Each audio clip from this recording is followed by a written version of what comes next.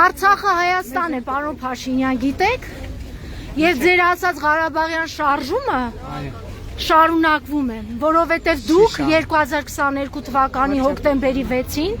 գնացիք եւ հայտարարեցիք, որ Արցախը Ադրբեջանի տարածքային մաս է կազմում եւ դուք դրանով դավաճանեցիք Արցախի ժողովրդին։ Ես ձեր պատճառով 2023 թվականի սեպտեմբերի 19-ին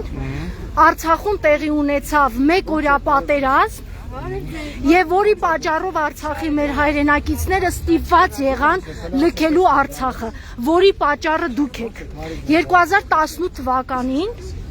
դուք հայտարարեցիք, որ Արցախը Հայաստան է եւ վերջ։ Խաբեցիք ինձ եւ իմ նման հազարավոր մարդկանց, ովքեր եկել էին, դուրս էին եկել Սերժ Սարգսյանին ուղղակի իշխանությունից հեռացնելու համար։ Իսկ դուք խաբել եք ինձ։ Չեմ ավարտել։ Դուք խաբել եք ինձ 2022 թվականի սեպտեմբերի 14-ից 16-ին դուք ունենալու եք հնարավորություն, պարոն Փաշինյան։ Դուք 2022 թվականին էլ հրահրեցիք ձեր պատճառով հենց հիմա Ադրբեջանի զինված ուժերը նստած է Սև լճում եւ նստած է Վարդենիսում։ Դրա պատճառը էլի դուք եք։ Դուք դավաճանել եք Հայաստանի ժողովրդին, դուք դավաճանել եք 100,000-ներով դուրս եկած մարդկանց, ովքեր հավատացին, որ դուք իրոք իշխանափոխություն եք անելու եւ Արցախը պահելու եք։ Դուք Արցախը վաճառել եք։ Ավարտեցիք։ Ավարտեցիք։ Ուրեմն մեր կառավարությունը Ղարաբաղի համար արել է ամեն հնարավորը։ 2023 թվականին, երբ որ 2022 թվականին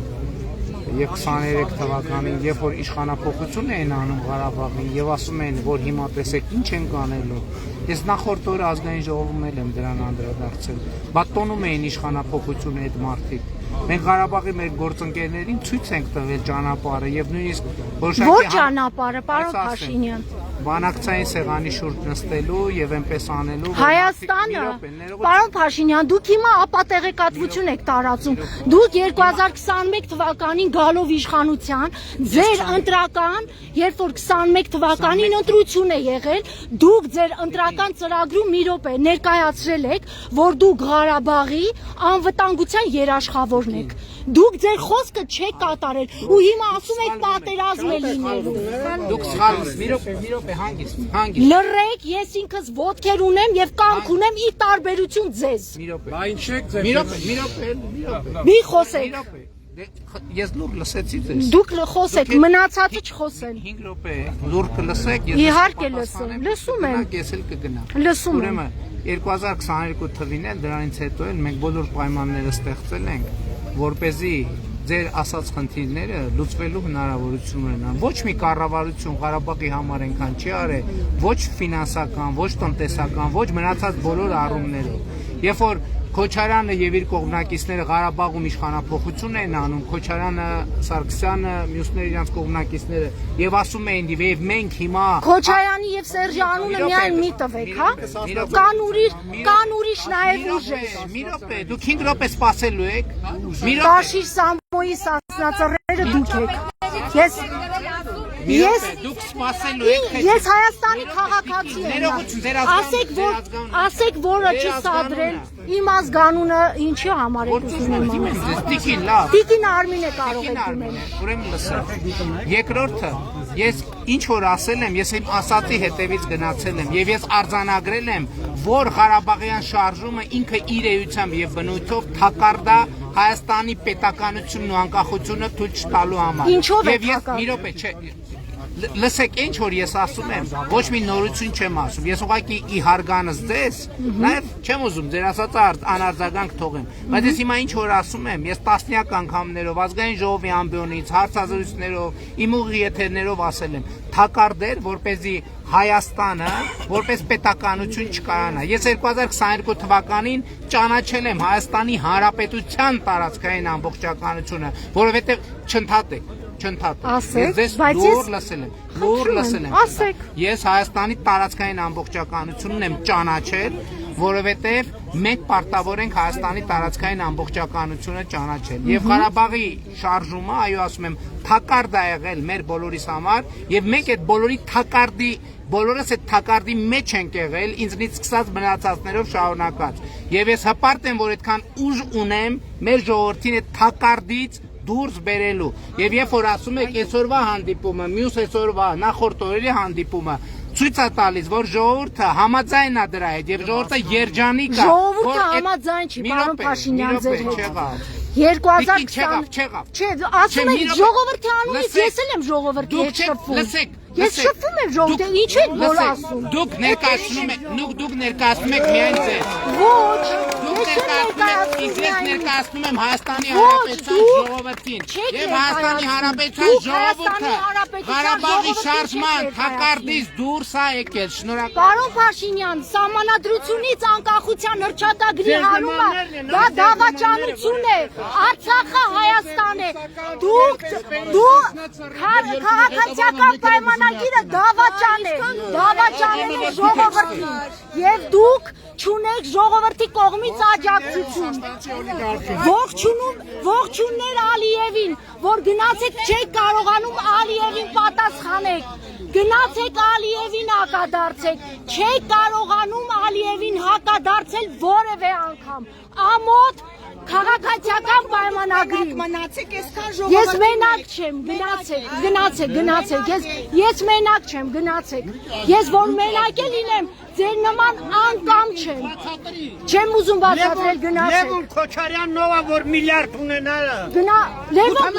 իսկ Լևոն Քոչարյանը ինչ գործ ունի ազատության մեջ։ Գնա Փաշինյանին ասա, թող Քոչարյանի տանի բանտարկի ուրեմն։ Նա հայերի մի հատ հայ համար Ասեցի գնա ասա, որ Նիկոլը Քոչարյանի բանտարկի ուրեմն։ հանկարծ Վերջը խոսեք։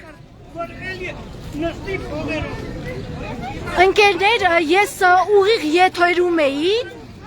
եւ ուղիղ եթերում դուք լսեցիք, թե Փաշինյանը ոնց էր էլի մանիպուլացնում, ասելով, որ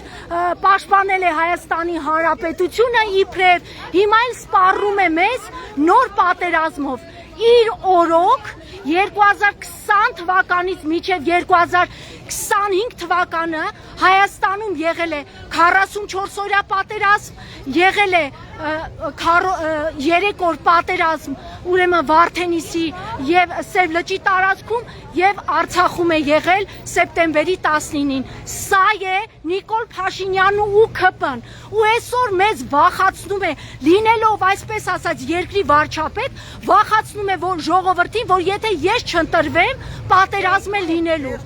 Եվ սա ապացույց է մի բանի, որ Փաշինյանը հասկանալով, գիտակցելով եւ վախենալով, որ չի ընտրվելու, վերընտրվելու, նորից մարդկանց ահաբեկում է։ Համար մեկ ահաբեկիչը դա Նիկոլ Փաշինյանն է, ով ահաբեկում է հայ ժողովրդին պատերազմով։ Սա ահաբեկիչ ղեկավար է եւ ամբողջ ՔՊ-ն եւ այն մարդիկ, ովքեր վարչական կախվածություն ունեն, վարչական աշխատողներ են, վախենում են նրանից, որ ուղղակի կկորցնեն իրենց աշխատանքը։ Սա է ընդամենը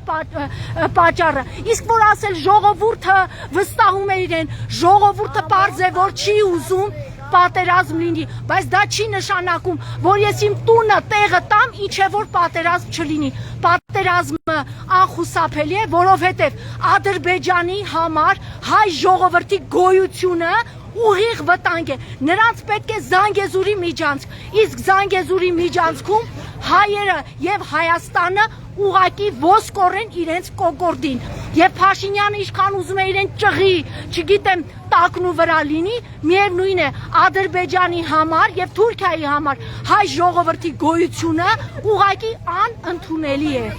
Այսքանը, սիրելի ընկերներ, եւ եթե դուք տեսնում եք, որ գալիս են մարդիկ, ինչ որ ողջունում են, դրանք տեղեկատվություն չունեցող մարդիկ են։ Այդ մարդկանց պետք չի մեղադրել, մարդիկ չունեն ինֆորմացիա, մարդիկ չեն կարողանում այդքան կարդալ եւ վերլուծել։ եւ դրա պատճառով ուղակի ինքը օգտվելով առիթից, որ մարդիկ ուղակի չեն ուզում կորցնել իրենց աշխատանքը, իրենց վտանգեն իրենց աշխատանքը, գալիս են գնացեք են կողմ։ Այսքանը սիրելի ընկերներ, ավարտում եմ ուղիղ եթերը։ Սրագրեմ տալիս է։ Սա սրագրեմ տալը բա։ Չմարա տալիս։ Ես են շուրքը։ Այո,